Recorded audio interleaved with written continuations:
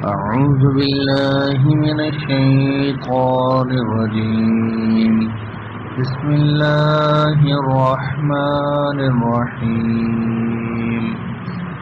مثل الذين ينفقون أموالهم في سبيل الله كمثل حبة أنبتت 7 سنابل في كل سنبلة 100 حبة والله يضاعف لمن يشاء والله واسع عليم. الذين ينفقون أموالهم في سبيل الله ثم لا يتبعون ما أنفقوا منا ولا أذى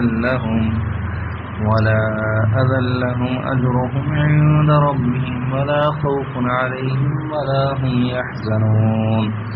قول معروف ومغفرة خير من صدقة يتبعها أذى والله غني حليم.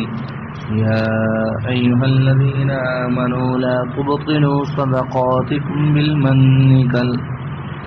صدقاتكم بالمن والأذى كالذي ينفق ماله رئاء الناس ولا يؤمن بالله واليوم الآخر فمثله كمثل صفوان عليه تراب فأصابه وابل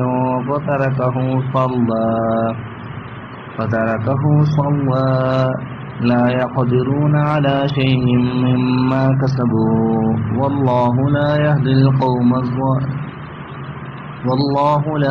القوم الكافرين. ومثل الذين ينفقون أموالهم ابتغاء مرضات الله وتثبيتا من أنفسهم كمثل جنة بربوة أصابها وابل فآتت أكلها ضعفين فإن لم يصبها وابل فطل والله بما تعملون بصير.